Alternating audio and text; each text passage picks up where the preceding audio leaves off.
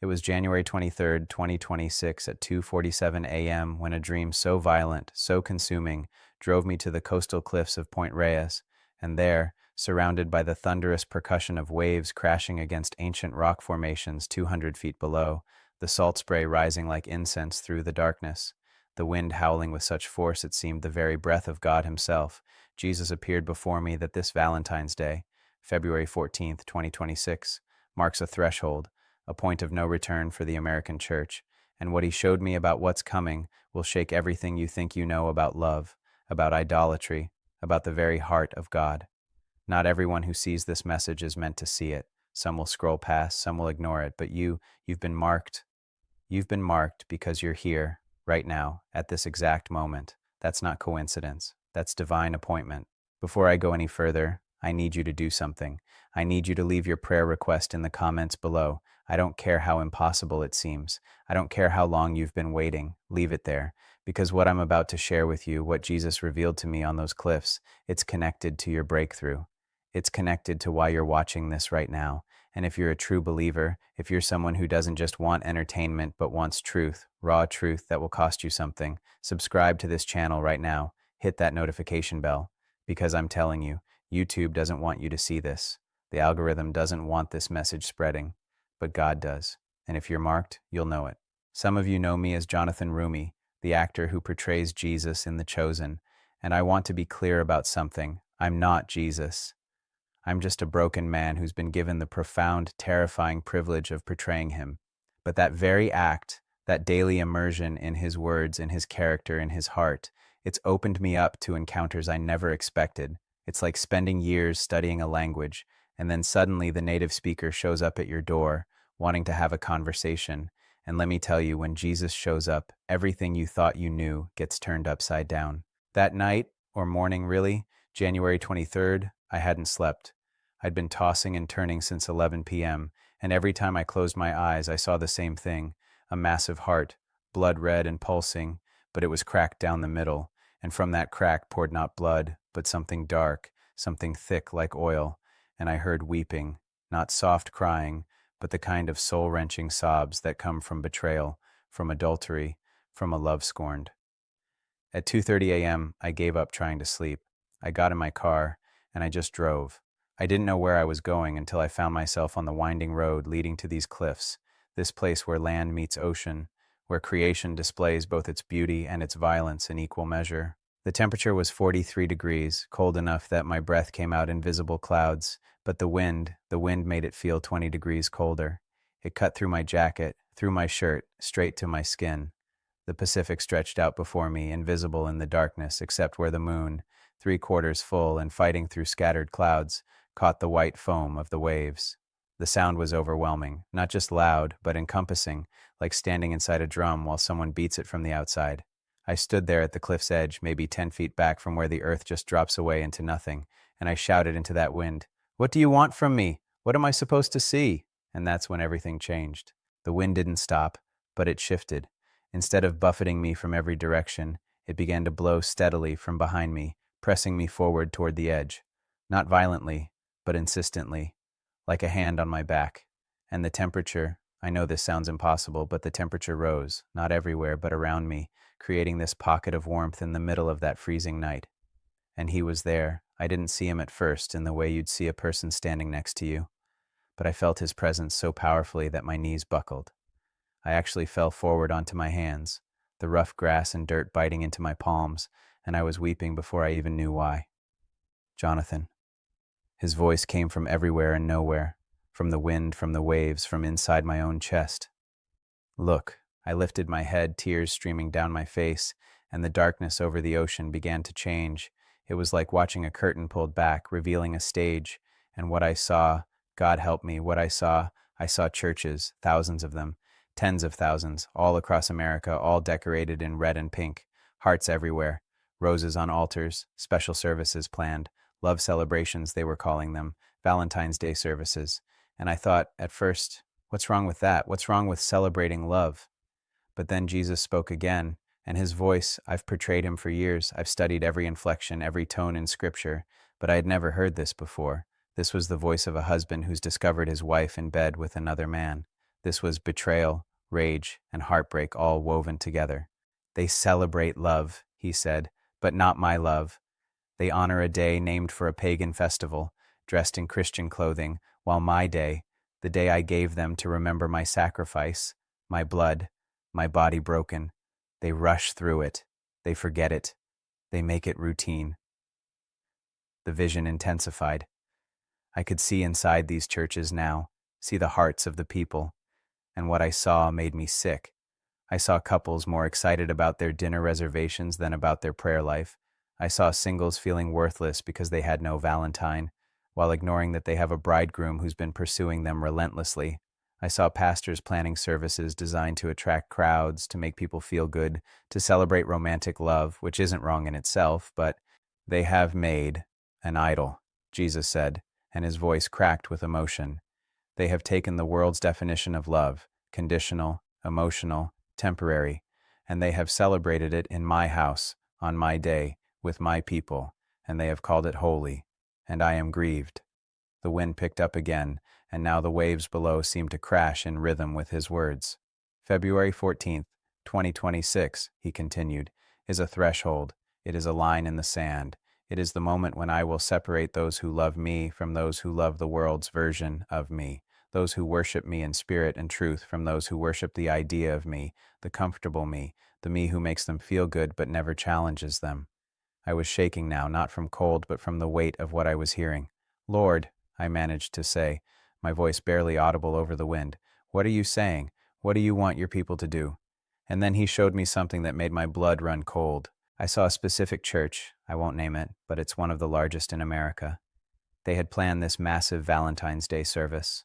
Professional decorations, a special worship set, a sermon series called Love Like Jesus. Thousands were expected to attend, and I watched as the service happened, watched as people sang and swayed and felt moved. But then I saw what Jesus saw. He saw hearts that were stone. He saw people who would spend $200 on Valentine's dinner but hadn't given an offering in months. He saw couples holding hands in the pews who hadn't prayed together in years. He saw singles desperately seeking human love while running from divine love. He saw a pastor who had spent 20 hours planning the service but only 15 minutes in prayer about it. And I watched as Jesus walked through that church, invisible to everyone there, and he was weeping. Not quiet tears, but the kind of weeping that shakes your whole body. And he stopped at the altar, that altar decorated with roses and hearts, and he said something that I will never forget. This is not love. This is adultery. You have taken the world into your bed and called it romance. You have made an idol of human affection and placed it where only I belong. And on this day, February 14th, 2026, I am drawing a line.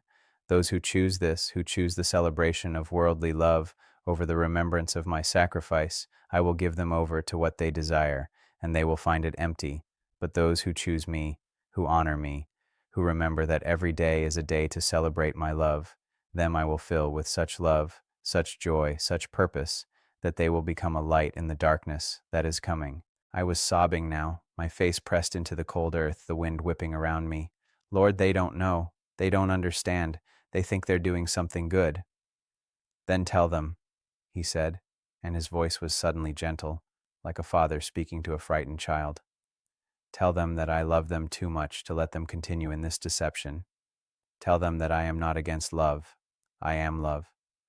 But I will not share my throne with Cupid. I will not compete with the world for their affection. Tell them that February 14th is their choice. Will they remember me, or will they remember Rome's version of love? Will they celebrate the greatest love story ever told, my death and resurrection? Or will they celebrate a holiday created by greeting card companies and chocolate makers? The vision began to fade, but before it disappeared completely, he showed me one more thing. I saw a remnant, a small group of believers scattered across the nation who, on February 14th, would choose differently. They would gather not for Valentine's services but for prayer meetings. They would fast instead of feast. They would remember his sacrifice instead of celebrating human romance.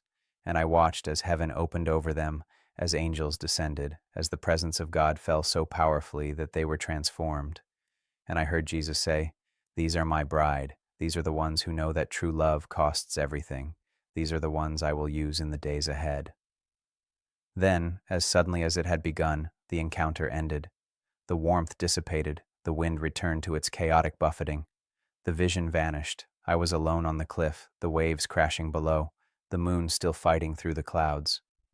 But I was not the same man who had arrived there an hour before. I stood up slowly, my legs shaking, my face wet with tears and salt spray.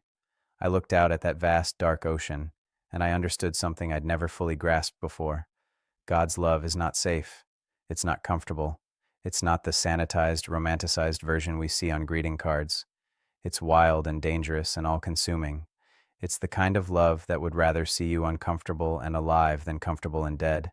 And he was asking, no, commanding, his people to choose. February 14th, 2026.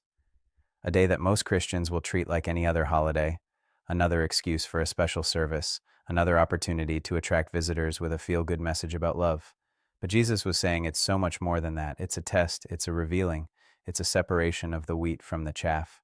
I walked back to my car as the first hints of dawn began to lighten the eastern sky behind me. My hands were still shaking as I gripped the steering wheel. And I heard his voice one more time, soft but clear. Come back tomorrow night.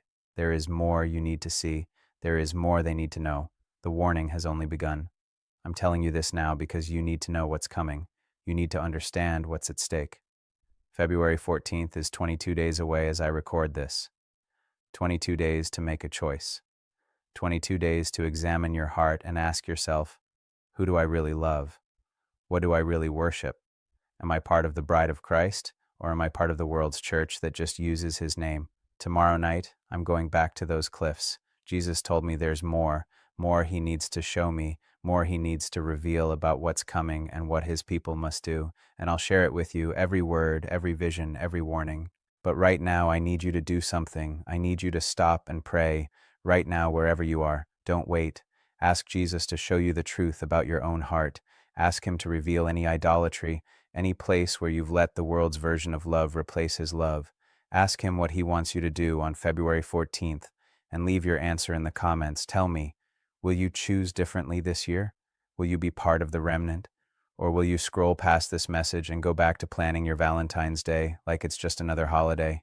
The clock is ticking, the line is being drawn, and you, right now, are being marked, either for the remnant or for the world. Choose wisely. Tomorrow night, I'll tell you what else he showed me, and I promise you, it's going to challenge everything you think you know about the American church and what's coming in the days ahead.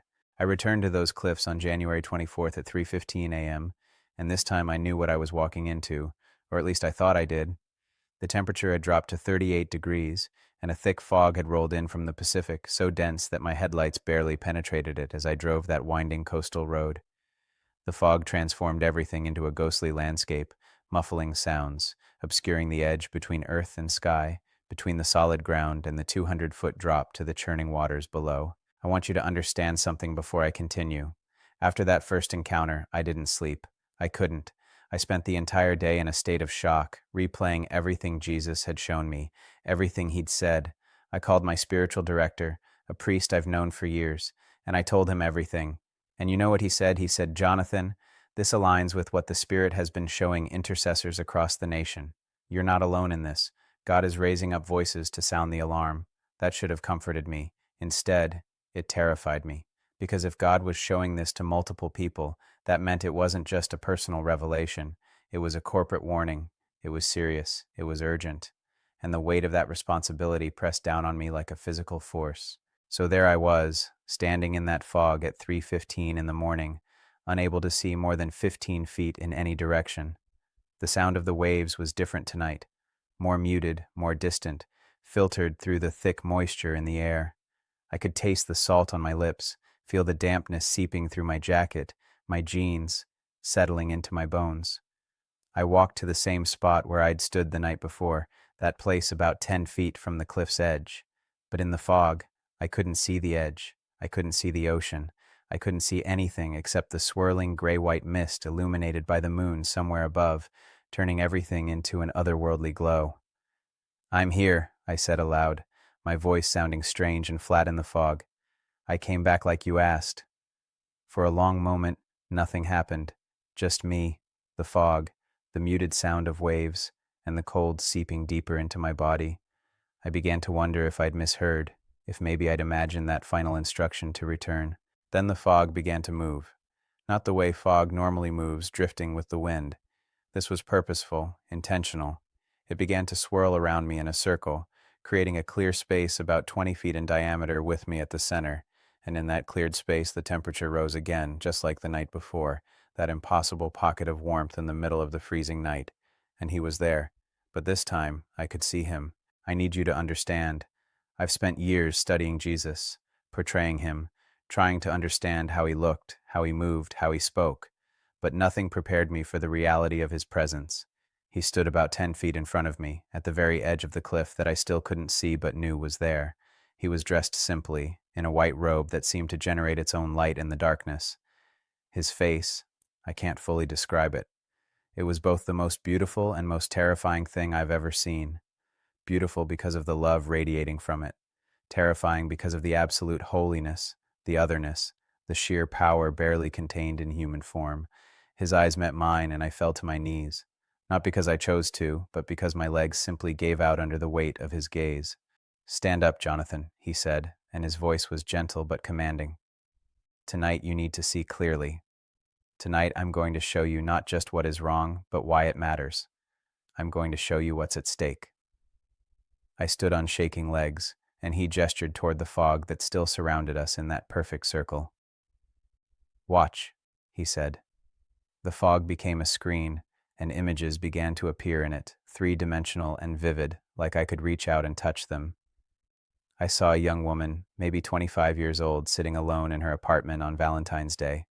She was crying, scrolling through social media, looking at pictures of her friends with their boyfriends, their husbands, their flowers and chocolates and romantic dinners, and I could hear her thoughts as clearly as if she were speaking them aloud. "God, why not me? Why am I always alone? What's wrong with me? Don't I deserve love, too?" Jesus' voice was thick with emotion as he spoke. "She is not alone. I am with her. I have always been with her. I have pursued her, called to her, offered her a love that will never fail, never disappoint, never abandon. But she cannot hear me because the world has taught her that love means romance, that her value is determined by whether a man chooses her. And on February 14th, the church, my church, will reinforce this lie. They will preach about finding your soulmate, about God's plan for your romantic life, about love languages and relationship goals, and she will leave that service feeling even more alone, even more worthless, even more convinced that something is wrong with her because she doesn't have what the world says she needs. The image shifted. Now I saw a married couple sitting in one of those Valentine's Day church services. They were holding hands, smiling, looking like the perfect Christian couple. But then the view zoomed in, and I could see their hearts, literally see them, like an X-ray of their souls. The husband's heart was divided into sections like a pie chart. The largest section was labeled career. Another large section was hobbies. A smaller section was wife, and the smallest section, barely visible, was labeled God. The wife's heart was similar but different. Her largest section was children, then appearance, then husband, and again the smallest sliver was God. "They think they have a Christian marriage," Jesus said, and now his voice carried an edge of anger. "They attend church, they pray before meals, they have a Bible on their nightstand. But I am not the center of their marriage. I am not the foundation. I am an accessory, a decoration, something they add to make themselves feel spiritual. And on February 14th, they will celebrate their love for each other, and the church will affirm it, will bless it, will hold them up as an example. But their love is built on sand. And when the storms come, and they are coming, their marriage will collapse. Because any love that does not flow from me, that does not have me at the center, is destined to fail." The fog swirled again, and now I saw a pastor in his office working on his Valentine's Day sermon. I watched as he typed, deleted, typed again. He was trying to craft a message that would be appealing, that would draw people in, that would make them feel good. I saw him Google popular Valentine's Day sermon topics and click through various websites looking for ideas, and Jesus' response to this was the most intense yet. He actually turned away from the vision, his hands clenched into fists, his whole body radiating grief and anger. "He is a shepherd who has forgotten his calling," Jesus said, his voice barely controlled.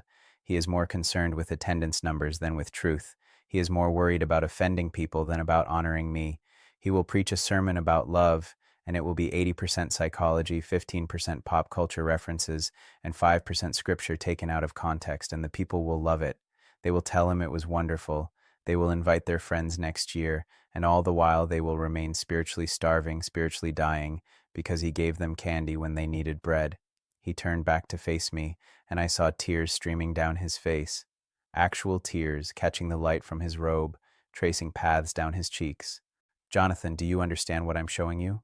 This is not about being against Valentine's Day. This is not about being against romance or marriage or celebrating love. This is about idolatry. This is about my people, my bride, my church, bowing down to the world's altar and calling it worship. This is about them being so conformed to the culture that they cannot see how far they've drifted from me.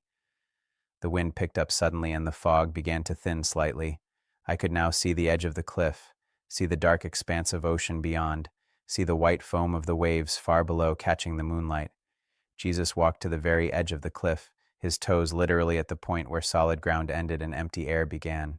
He stood there, looking out at the ocean, and when he spoke again, his voice carried over the sound of the waves with supernatural clarity. February 14th, 2026 is a dividing line. It is a moment of choice, and here is what most of my people do not understand. The choice they make on that day will have consequences far beyond that day. It will set a trajectory.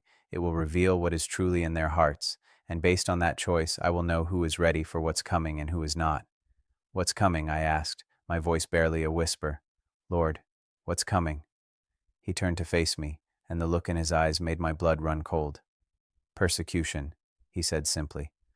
Real persecution. Not the imagined persecution that American Christians complain about when someone says Happy Holidays instead of Merry Christmas. I'm talking about the kind of persecution that will cost them everything, their jobs, their homes, their freedom, perhaps even their lives. The fog swirled again, and new images appeared. I saw churches being shut down. I saw Christians being arrested for their faith. I saw families torn apart, children taken from parents who refused to compromise their beliefs. I saw a darkness spreading across America like a stain, and everywhere it touched, the comfortable cultural Christianity that had dominated for so long simply collapsed.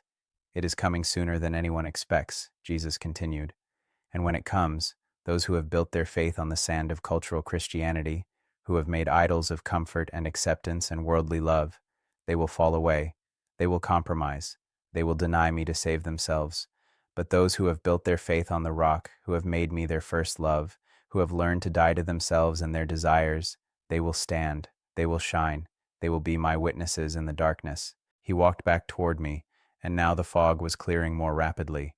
The sky above was beginning to lighten with the first hints of dawn, turning from black to deep blue to purple. February 14th is a test, he said, standing directly in front of me now, so close I could have reached out and touched him. It is a simple test, but it reveals everything. Will my people choose to honor me, or will they honor the world? Will they remember my sacrifice, or will they celebrate Rome's holiday? Will they fast and pray, or will they feast and play? And based on their choice, I will know who is ready for what's coming. I was trembling now, overwhelmed by the weight of what he was showing me. Lord, I said, how do I tell them this? How do I make them understand? They'll think I'm crazy. They'll say I'm being legalistic, that I'm against love, that I'm making a big deal out of nothing. He smiled then, but it was a sad smile. They said the same things about my prophets. They said the same things about John the Baptist. They said the same things about me.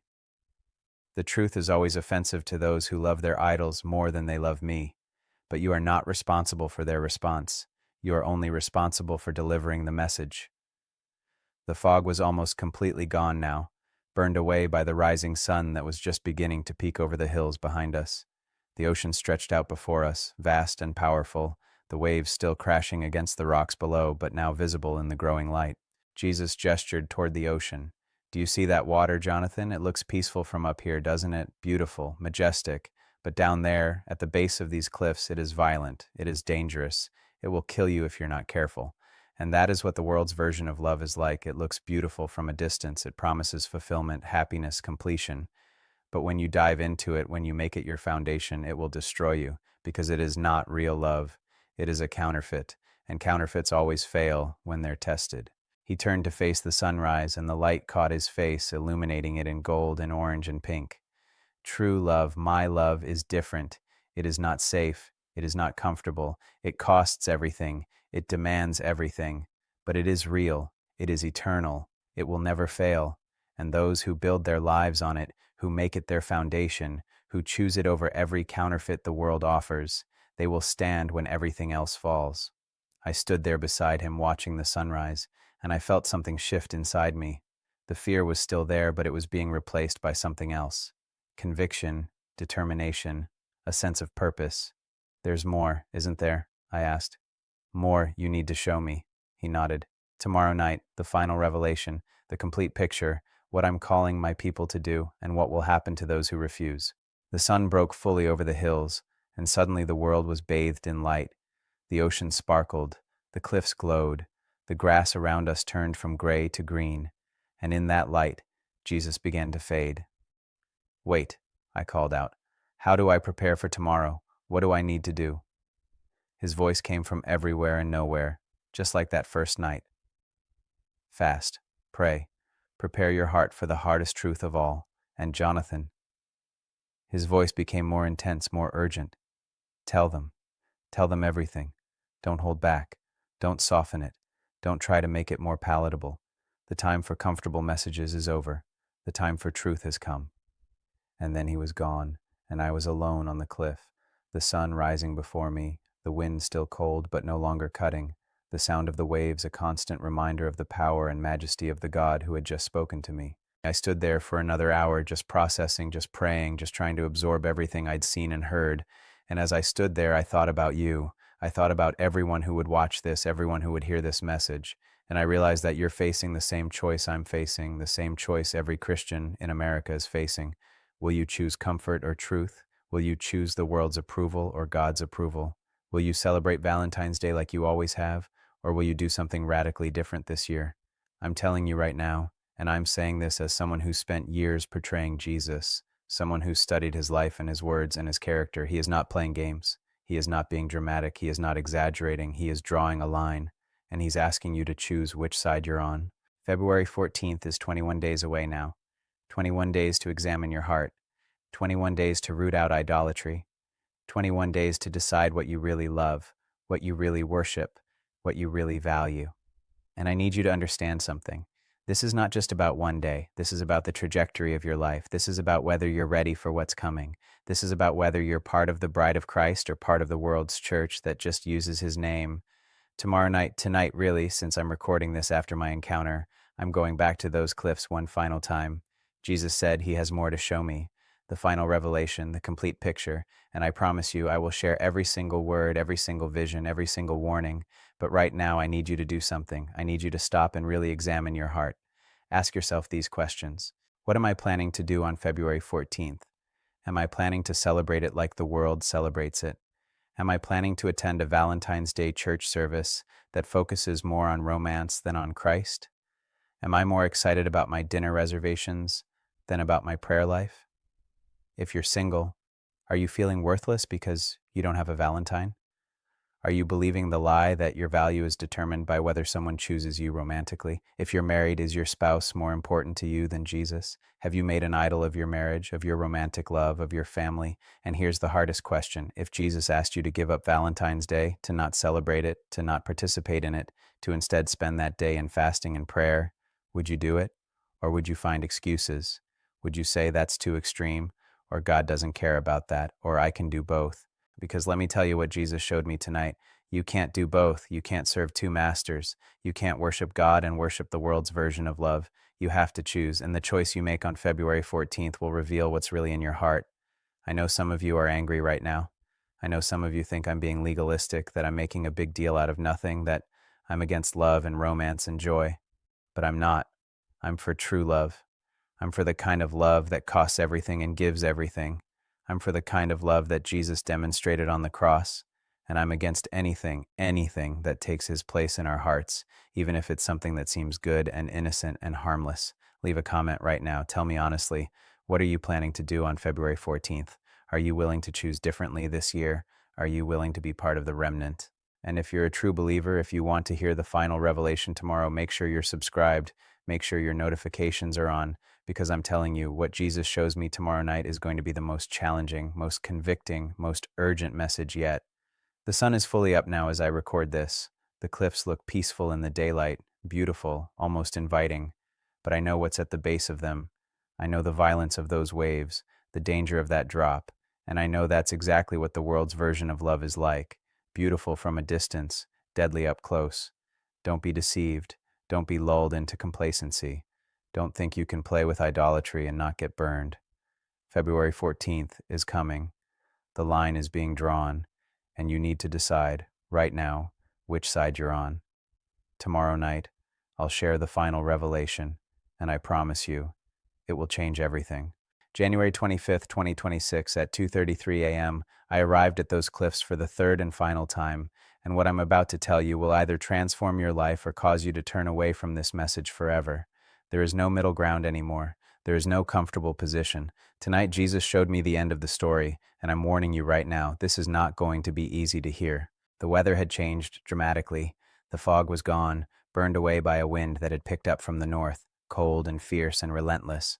The temperature had dropped to 34 degrees, just above freezing, and the wind made it feel like the low 20s. But more than that, the sky was unlike anything I'd ever seen. It was perfectly clear, not a single cloud, and the stars were so bright, so numerous, that the Milky Way stretched across the heavens like a river of light. The moon had set hours earlier, so there was nothing to diminish the starlight, and the effect was breathtaking and terrifying all at once. I had fasted for the previous 24 hours, just as Jesus had instructed. No food, only water. And I'm telling you, I could feel the difference. My senses were heightened. My spirit was more alert. The veil between the physical and spiritual realms felt thinner, more permeable. The ocean below was violent tonight. I could hear the waves crashing with such force that I could feel the vibrations through the ground beneath my feet. The wind carried the salt spray up the cliff face, and I could taste it on my lips, feel it stinging my eyes. The sound was like thunder, constant and overwhelming, a reminder of the raw power of creation. I walked to the edge, closer than I dared before, maybe only 5 feet from where the ground simply ended. I could see the white foam of the waves far below, illuminated by starlight, appearing and disappearing in the darkness like ghostly hands reaching up from the depths. "I'm here, Lord," I shouted into the wind. "Show me what you need me to see." And the response was immediate and overwhelming. The wind stopped, completely, instantly.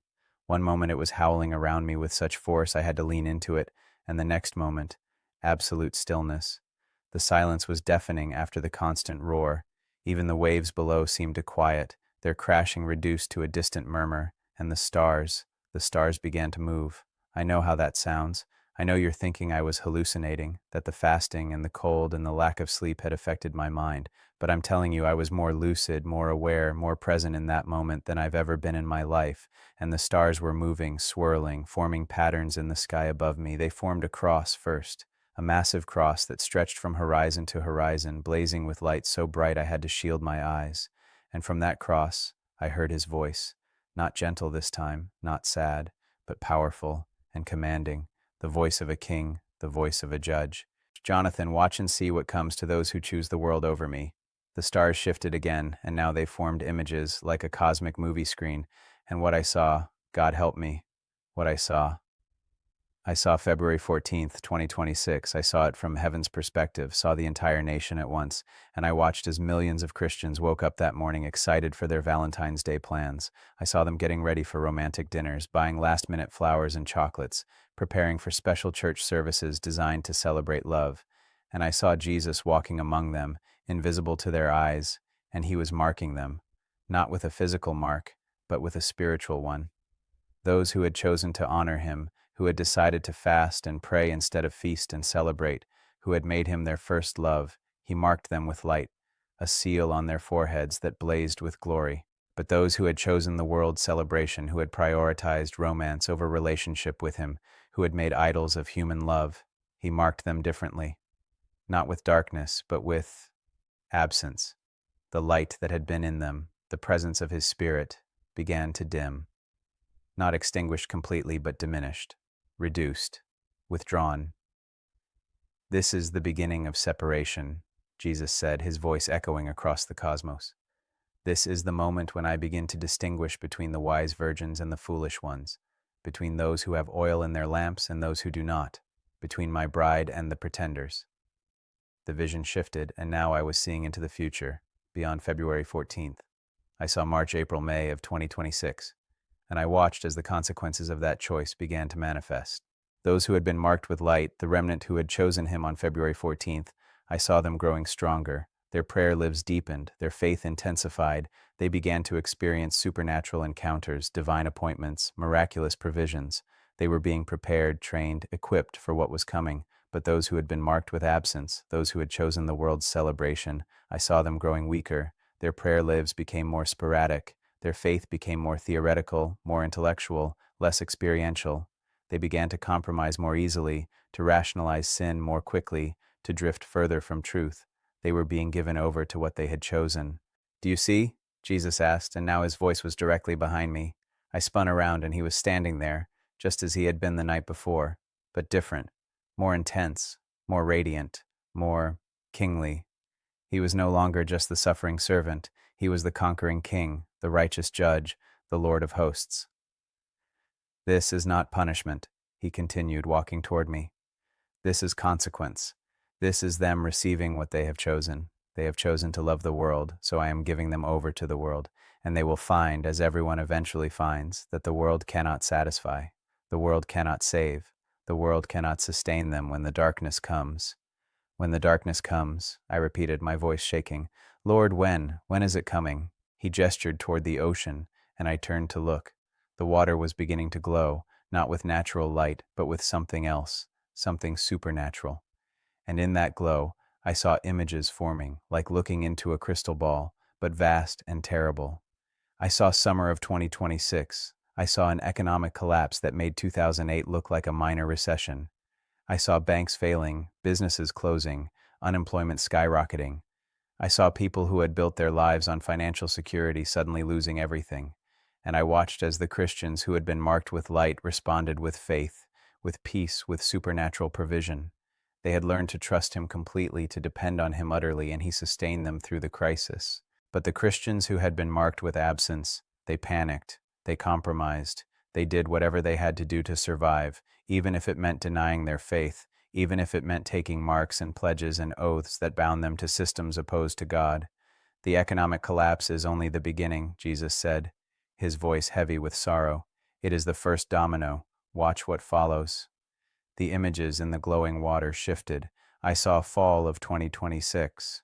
I saw a new law passed, a law that required all religious organizations to register with the government, to submit their teachings for approval, to agree to certain inclusive standards, or lose their tax-exempt status, their buildings, their legal protections. And I watched as churches across America faced a choice: comply or resist. The churches filled with people marked with absence. They complied. They rationalized it. "We can do more good if we stay open," they said.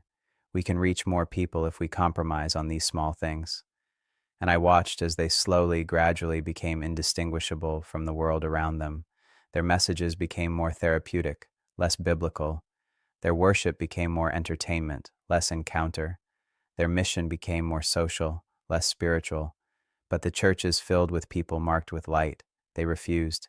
They gave up their buildings, their legal protections, their public status. They went underground. They met in homes, in secret, in the early morning hours. And I watched as the presence of God fell on them with such power that signs and wonders became commonplace. Healings, miracles, supernatural provision. They became the Book of Acts church, forged in persecution, refined by fire. "This is why February 14th matters," Jesus said, and he was standing beside me now, both of us looking into the glowing water. "It is not about one day. It is about trajectory. It is about revealing what is in the heart. Those who cannot give up Valentine's Day for me, how will they give up their homes for me, their jobs for me, their very lives for me? But those who can choose me over the world's celebration, even in something that seems small, they are proving that they will choose me when the cost is great." The images shifted again, and now I saw winter of 2026 moving into 2027, and what I saw made me fall to my knees. I saw persecution, real persecution. Christians being arrested for hate speech because they preached biblical truth about sexuality, about gender, about marriage. I saw families torn apart, children removed from homes because parents refused to affirm ideologies contrary to Scripture. I saw pastors imprisoned, churches burned, believers beaten in the streets. And through it all, I saw two different responses. Those marked with light, they stood firm. They sang hymns in prison cells. They forgave their persecutors. They preached the gospel even as they were being led to execution. And I watched as their witness led to a harvest of souls, as people who had been deceived by the world's lies saw real faith, real love, real power, and were drawn to Jesus. But those marked with absence, they fell away. They denied Christ to save themselves. They betrayed other believers to protect their families. They took the mark, the pledge, the oath, whatever was required to survive. And I watched as they lived, but their lives were empty, hollow, filled with regret and shame, and the knowledge that they had traded eternal glory for temporary safety. I was weeping now, my face pressed against the cold ground, my body shaking with sobs. Lord, it's too much. It's too terrible. How can I tell them this? How can I warn them? He knelt beside me, and I felt his hand on my shoulder, warm and solid and real. You tell them the truth. You tell them that the cost of following me has always been high. You tell them that I never promised comfort or safety or ease. I promised persecution. I promised tribulation.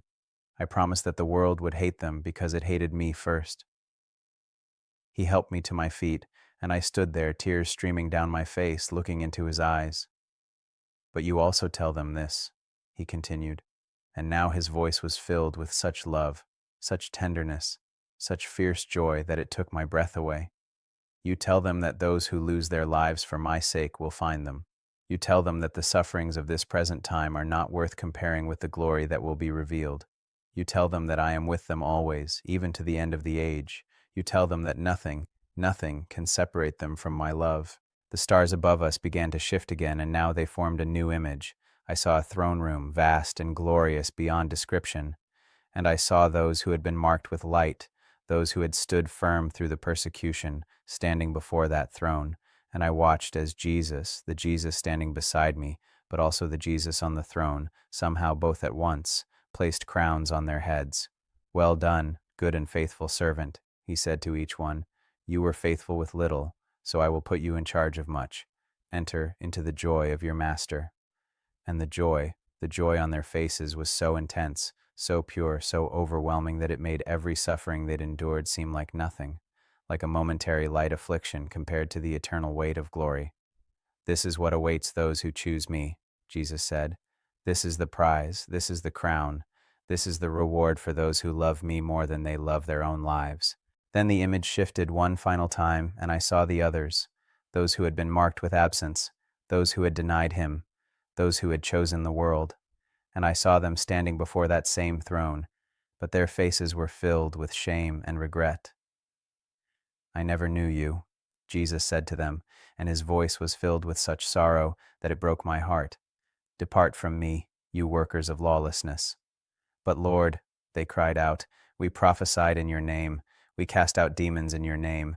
We did many mighty works in your name. We went to church. We called ourselves Christians. We celebrated you. You celebrated a version of me that you created, he responded, a comfortable me, a safe me, a me who made no demands and required no sacrifice. But you did not know the real me. You did not love the real me. You loved your idols more than you loved me. And when I asked you to choose on February 14th, 2026, you chose them. You chose the world. You chose comfort. You chose the approval of men over the approval of God. And that choice revealed what was truly in your hearts. The vision faded and the stars returned to their normal positions, and I was standing on the cliff again with Jesus beside me. The wind had returned, but it was gentler now, almost like a caress. The waves below had quieted to a steady rhythm, and the sky was beginning to lighten in the east with the first hints of dawn. This is the message, Jesus said, turning to face me fully. This is what you must tell them. February 14th, 2026 is a test. It is a revealing. It is a choice that will set a trajectory for their lives. And based on that choice, I will know who is ready for what's coming and who is not. But Lord, I said, my voice hoarse from crying, What do you want them to do? Specifically, practically, how should they observe February 14th? He smiled then, and it was the smile of a bridegroom looking at his bride. I want them to treat it like any other day. No, better than any other day. I want them to fast from the world's celebration and feast on my presence. I want them to ignore the romantic dinners and instead have a dinner with me, in prayer, in worship, in the Word. I want them to turn off their phones, turn off their distractions, and turn their full attention to me. I want them to remember my sacrifice, my love, my pursuit of them. I want them to renew their vows to me, to recommit themselves to being my bride, pure and spotless and wholly devoted. He gestured toward the sunrise that was now painting the sky in brilliant oranges and pinks and golds. And I want them to gather, not in big Valentine's Day services designed to attract crowds, but in small groups, in homes, in secret places.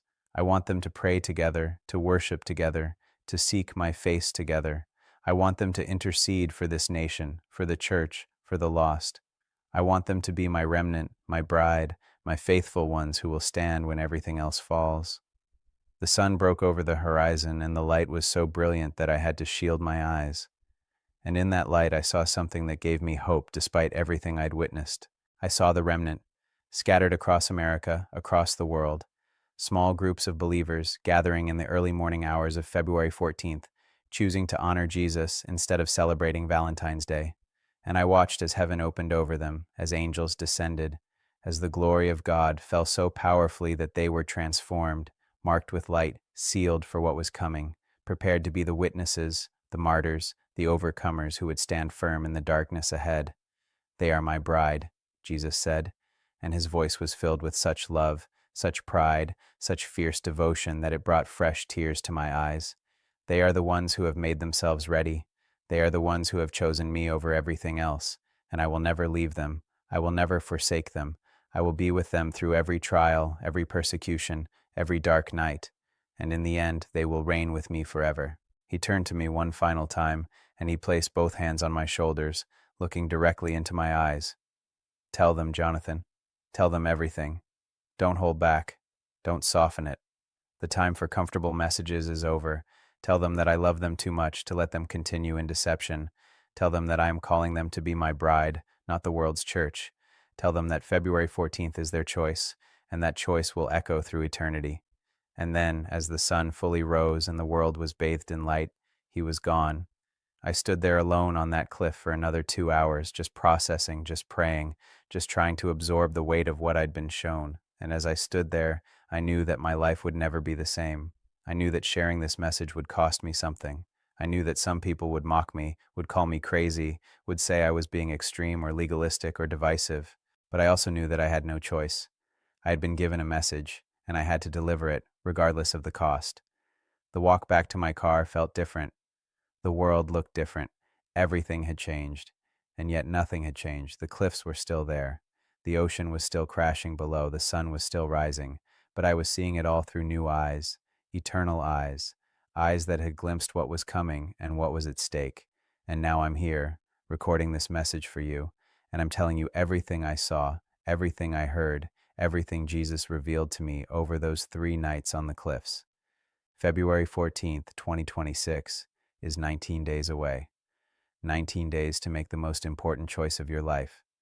19 days to decide whether you're part of the bride of Christ or part of the world's church. 19 days to examine your heart and root out every idol, every compromise, every divided loyalty. The question is simple. What will you choose? Will you celebrate Valentine's Day like you always have, participating in the world's version of love, attending services designed to make you feel good, prioritizing romance and human relationships over your relationship with Jesus? Or will you do something radically different? Will you fast instead of feast? Will you pray instead of play? Will you gather with other believers to seek God's face instead of going out for romantic dinners? Will you make February 14th a day of consecration, of recommitment, of renewal of your vows to Jesus? The choice is yours. But understand this. The choice you make will reveal what's truly in your heart. And based on that choice, Jesus will know whether you're ready for what's coming. Tomorrow, or later today really, I'm going to share the practical steps, the specific instructions for how to observe February 14th in a way that honors Jesus. I'm going to give you a plan, a guide, a roadmap for how to be part of the remnant. But right now, I need you to do something. I need you to get on your knees wherever you are, and I need you to ask Jesus to search your heart. Ask him to reveal any idolatry, any compromise, any divided loyalty. Ask him to show you the truth about yourself, even if it's painful. Ask him to mark you with light, to seal you for what's coming, to prepare you to be his bride. And then leave a comment. Tell me, what are you going to do on February 14th? Are you going to choose differently this year? Are you ready to be part of the remnant? The clock is ticking, the line has been drawn, and you, right now, are making a choice, either by action or by inaction. Choose wisely, choose eternally, choose Jesus. It's been 3 days since that final encounter on the cliffs, and I'm sitting here now in the early morning light, 5:47 a.m. on January 28th, 2026, trying to find the words to help you understand what you need to do, practically, specifically, in the next 17 days before February 14th arrives. I went back to those cliffs yesterday morning, not because Jesus called me there, but because I needed to process everything, to stand in that place where heaven had touched earth and remember what I'd seen, what I'd heard, what I'd been commissioned to share. The sun was just rising as I stood there, and the scene was so different from those 3 nights of supernatural encounter. The ocean was calm, almost glassy. The wind was gentle. Seagulls were calling to each other as they rode the air currents. It looked peaceful, normal, ordinary, but I knew better. I knew what I'd witnessed in that very spot. I knew the weight of the message I'd been given. And as I stood there watching the sun paint the water in shades of gold and amber, I heard his voice one more time, not audibly, but in my spirit, clear and unmistakable. Give them the path, show them the way, make it practical, make it doable, but don't make it easy. True love is never easy. So that's what I'm going to do. I'm going to give you a specific, practical plan for the next 17 days leading up to February 14th, and then I'm going to tell you exactly what to do on February 14th itself. But I'm warning you right now, this is going to cost you something. This is going to require sacrifice. This is going to separate you from the crowd, and that's exactly the point. The 17-day preparation, January 28th, February 13th. Listen to me carefully. You cannot wait until February 14th to make this choice. The choice begins now. The preparation begins today. Because what Jesus showed me is that February 14th is not just a single day. It's the culmination of a process, the revealing of what's been building in your heart. Here's what I'm asking you to do, starting today. Daily 30-minute encounter.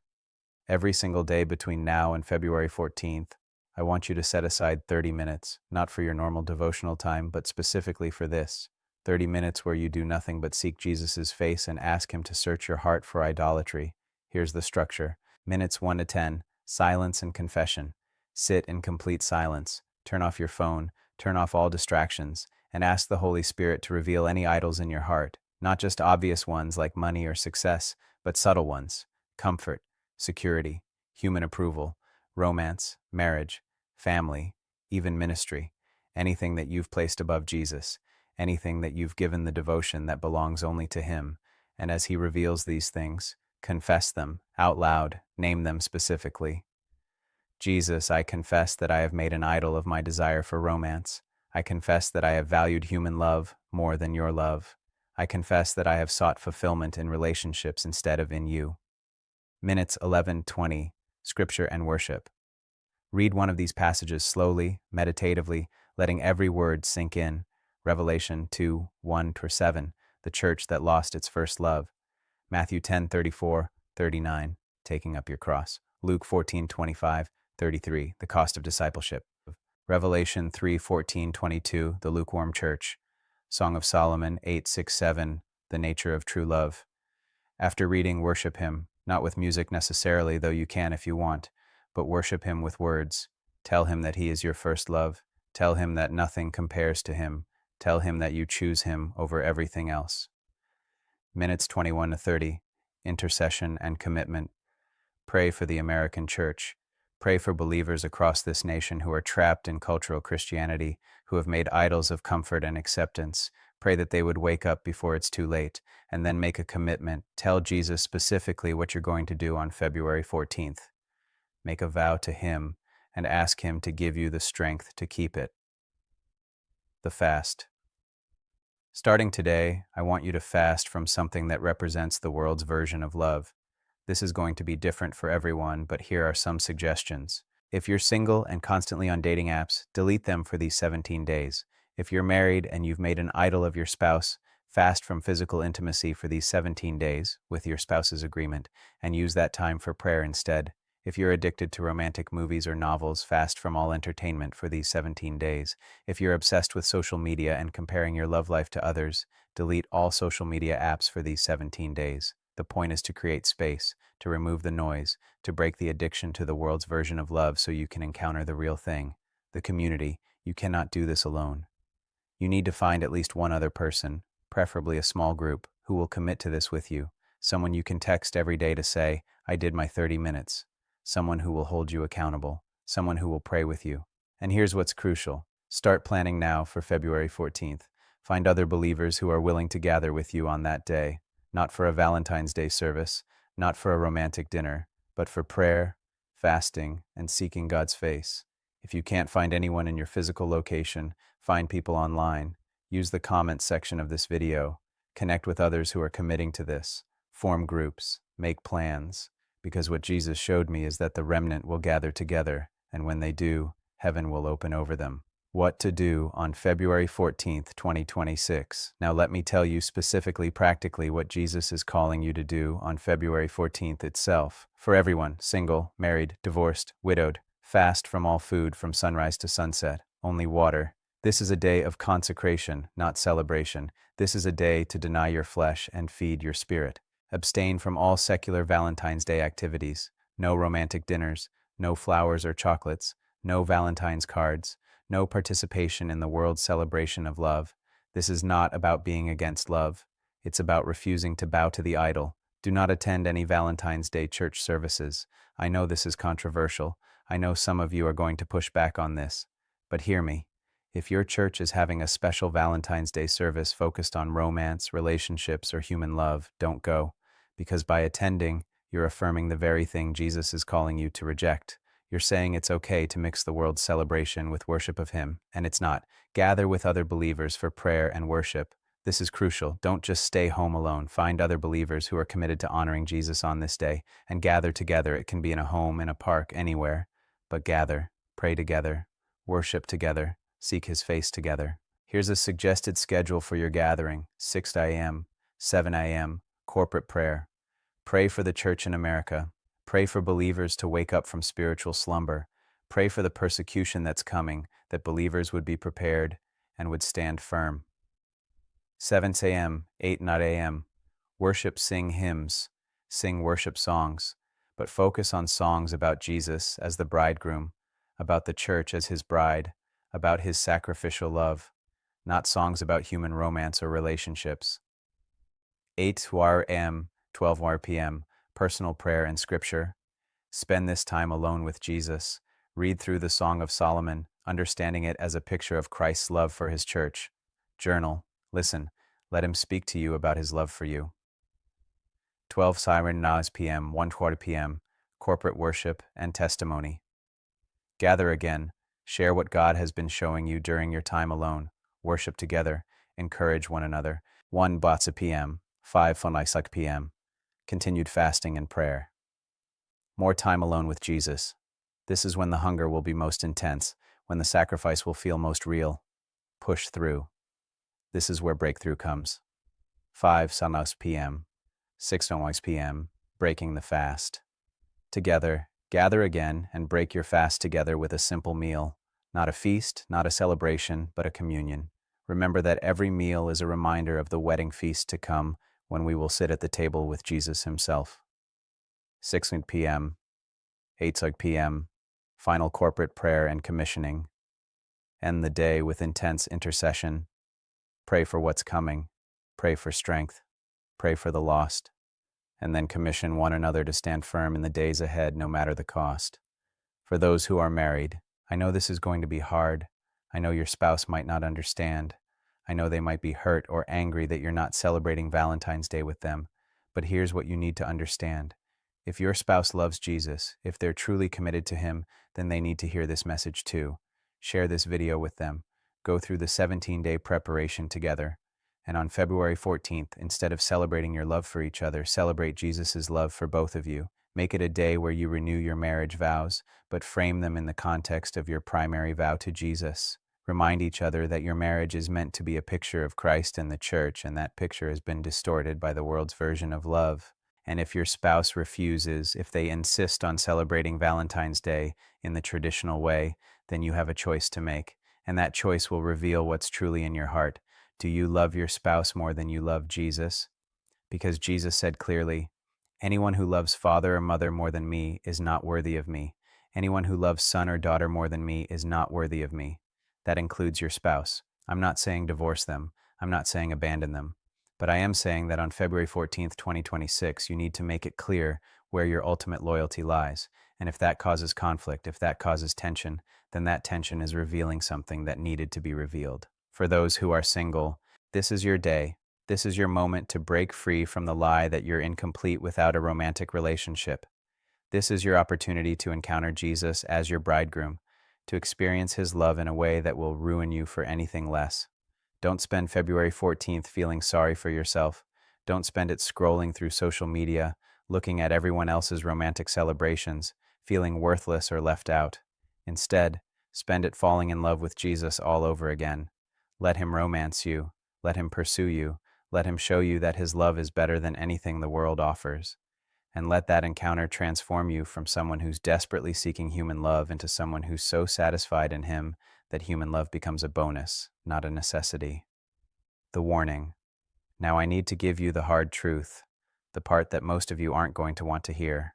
If you ignore this message, if you choose to celebrate Valentine's Day like you always have, if you prioritize the world's version of love over Jesus' call to consecration, you're not going to lose your salvation. Let me be clear about that. If you're truly born again, truly saved by grace through faith, nothing can snatch you out of his hand. But you will lose something. You will lose the opportunity to be marked with light. You will lose the preparation you need for what's coming. You will lose the intimacy with Jesus that comes from choosing him over everything else. And when the persecution comes, and it is coming sooner than anyone expects, you will not be ready. You will not have the oil in your lamp. You will not have the foundation you need to stand firm. Jesus showed me this clearly. Those who cannot give up Valentine's Day for him will not be able to give up their jobs for him, their homes for him, their very lives for him when the time comes. Because the same heart that clings to the world's celebration will cling to the world's approval, the world's comfort, the world's safety. And in the end, they will have gained the world, but lost their souls. I don't say this to scare you. I say it because I love you. I say it because Jesus loves you, and he loves you too much to let you continue in deception. The deadline. Here's what I'm asking you to do right now, today, January 28th, 2026. Make a decision. Commit. Don't wait. Don't think about it. Don't say, "I'll decide later." Because every day you delay is a day you're choosing comfort over consecration. Leave a comment right now. Type these exact words. I commit to honoring Jesus on February 14th, 2026 by fasting, praying, and gathering with other believers instead of celebrating Valentine's Day. And then, this is crucial, find at least one other person who will commit with you. Tag them in your comment. Connect with others in the comments who are making the same commitment. Form groups. Make plans. Don't try to do this alone. And then, starting today, begin the 17-day preparation. Do your 30 minutes every single day. Fast from whatever represents the world's version of love in your life. Prepare your heart for February 14th. Because I'm telling you, based on what Jesus showed me, February 14th, 2026, is a threshold. It's a point of no return. It's a moment when heaven is watching to see who will choose Jesus over everything else. The hope. But here's the beautiful part. Here's the part that makes all the sacrifice worth it. Those who choose Jesus on February 14th, those who fast and pray and gather and seek his face, they're going to experience something that will change their lives forever. They're going to encounter his love in a way they never have before. They're going to be marked with light, sealed for what's coming, prepared to be his witnesses in the darkness ahead. And when the persecution comes, when the economic collapse happens, when the laws are passed and the churches are forced to choose between compromise and closure, they will stand firm. They will be the ones who shine like stars in the darkness. They will be the ones who lead the harvest of souls. They will be the ones who reign with Christ forever. That's the prize. That's the crown. That's what awaits those who love him more than they love their own lives. I went back to those cliffs one more time this morning, just before I sat down to record this final message. I stood at the edge, looking out at the vast expanse of ocean, watching the sun rise over the hills behind me, and I remembered everything Jesus had shown me. And I realized something. Those cliffs are a perfect picture of what we're all facing. We're standing at the edge of something.